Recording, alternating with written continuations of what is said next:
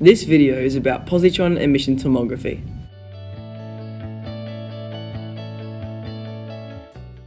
Positron emission tomography is a technology which uses substances containing positron-emitting isotopes that are injected into the body. PET is a nuclear medicine that is used to observe metabolic processes in the body. A positron emission tomography scan is an imaging test that helps reveal how your tissues and organs are functioning. A PET scan uses a radioactive drug to show this activity. This scan can sometimes detect diseases before it shows up in other imaging tests. The tracer may be injected, swallowed, or inhaled depending on which organ or tissue is being studied. The tracer collects in areas of your body that have a high level of chemical activity, which often correspond to areas of disease. On a PET scan, these areas show up as bright spots.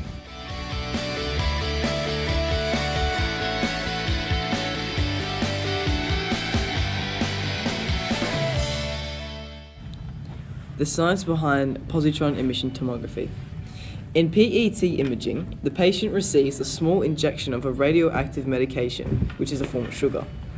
The images show areas of abnormal metabolism, helping to detect tumors and other diseases that are often not detectable by other means.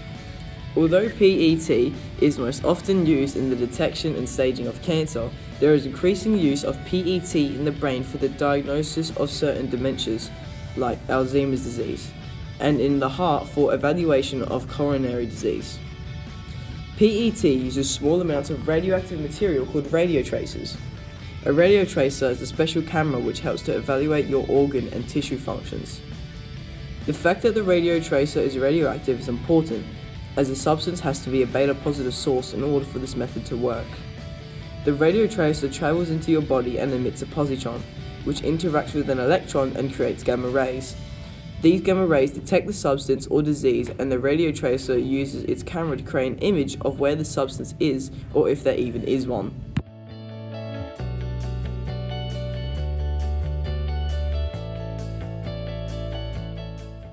A PET scan is used for revealing or evaluating several conditions, including many cancers, heart disease, and brain disorders.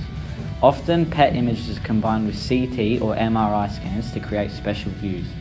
PET scans are performed to detect cancer, determine whether a cancer is spread in the body, assess the effectiveness of a treatment plan, such as cancer therapy, determine if a cancer has returned after treatment, determine blood flow to the heart muscle, determine the effects of a heart attack, and evaluate brain abnormalities such as tumours, memory disorders, seizures, and other central nervous system disorders.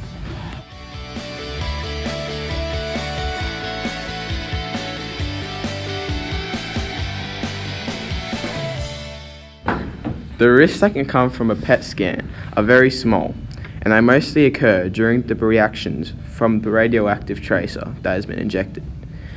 However, the level of tracer given to the patient is a small dosage, and the chances of the reaction occurring are incredibly low. A possible limitation of a PET scan could be as simple as a misjudgment, as areas of high activity could be mistaken for cancer. However, this limitation isn't as dangerous. There is another, more serious limitation instead. While it is unlikely, there is a possibility of a PET scan being useless and not detecting the cancer. This only happens if the tumour is less than 7 millimeters. If it is, then it is too small to be detected. Some tumours are also slow growing and might not be detected. However, thankfully, the good outweighs the bad, meaning PET is a successful method. Thank you for listening.